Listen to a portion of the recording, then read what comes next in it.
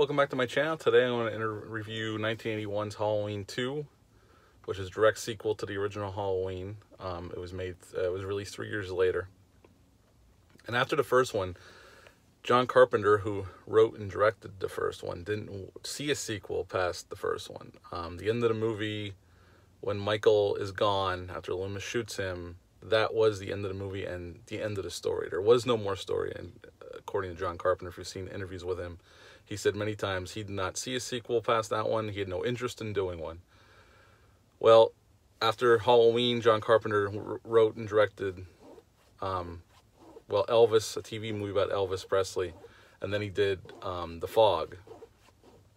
And while he was doing The Fog, the producers of Halloween really wanted to do a sequel, and at this point Universal was involved. They were going to distribute the movie, and well, as you can imagine, he gave in and he agreed to write and produce it, and score it, but he wasn't going to direct it. And he hired another director. His name never made a feature film, had made a couple short films, I do believe. His name is Rick Rosenthal, and he took over directing the sequel. Deborah Hill was back helping him script and produce, John Carpenter script and produce, and they shot, basically it was a continuation of that night. Right, it picks right up after the first, right at the end of the first one. It actually recaps, it shows Laurie struggling with Michael Myers, Loomis coming up the stairs and shooting him, and actually there's a mistake in there that I know my buddy Rich points out every time he watches it. Instead of 6 shots, which is going to only hold 6 bullets, he shoots 7 times, which, how nobody caught that in the edit, or after they were, I don't know how they didn't catch that to take it out, but if you watch, he actually fires 7 shots instead of 6. Michael falls off the balcony, and then we cut to Loomis going outside, and there's the imprint of where Michael landed and spots of blood from the bullet wounds, and Michael's gone. Cut to the credit sequence, which is a really cool credit sequence with the pumpkin splitting apart, and you see a skull inside.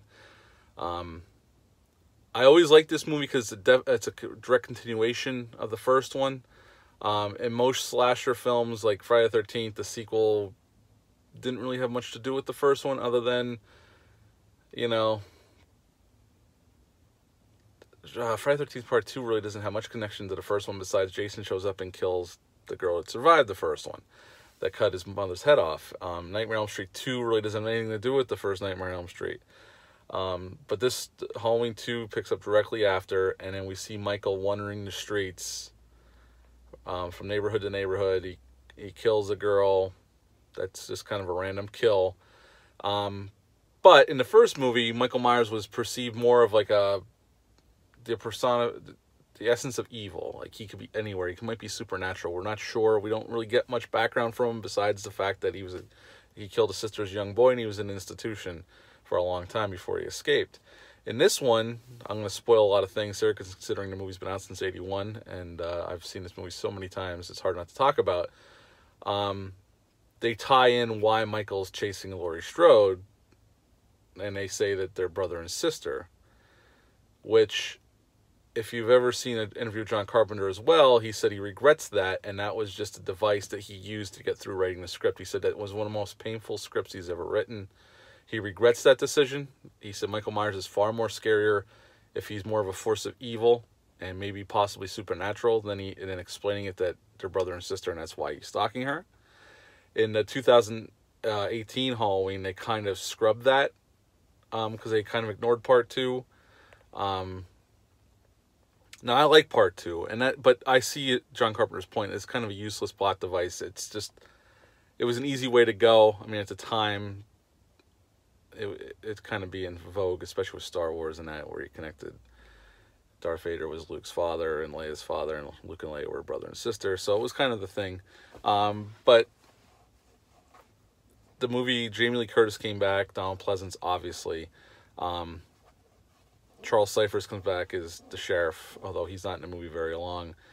And basically, after the first one, Laurie gets taken to the Haddonfield Memorial Hospital, and Michael's still out there, and through happenstance, Michael finds out where Laurie is by overhearing the news on a radio this kid's carrying around, and he heads right for Hatton Memorial and we're introduced to a group of new people, a doctor, some nurses, and some ambulance drivers. Pretty much we don't get to know these people all that well, besides a few scenes before they're killed off. They're basically there for the slaughter, and because that's what slasher films do. They introduce a bunch of characters that you don't really care about all that much about, just to watch them get killed, which is fine. That's why we go watch slasher films. A little bit more characterization would have been nice, but that was not what was in store for us. And then eventually Donald Pleasance, Dr. Loomis, figures out that Laurie and Michael were brother and sister, something that he never knew, even though he was Michael's doctor for all those years. They say that the courts sealed the file, so nobody knew that, to protect the family. And when Dr. Loomis finds out, he heads straight for the hospital. And that's where we have our final confrontation. Michael kills this police officer with Loomis, and Loomis and Jamie are trying to stay alive. And we have the final confrontation in that operating room where Laurie shoots Michael in both eyes, and eventually Dr. Loomis tells Laurie to get out, and he blows up that room with him and Michael in it. And then we have that awesome last shot of Laurie cowering in the hallway after the explosion, and you see Michael come into frame, walking down the hallway, stumbling down the hallway on fire, and then finally he falls over, and they show the mask burning. And I always loved Halloween 2. I still love it. I love that it continues right after the first one. Is there problems? Yes, there's a lot of problems. I think the brother-sister thing, even though that was the basis for the series moving forward, after that, even though Laurie Strode didn't come back until H2O, was pretty much what tied it together, because in the subsequent sequels, he was chasing her daughter in 4 and 5, and even in 6, and even carries over to H2O, which kind of is a direct sequel to 1 and 2.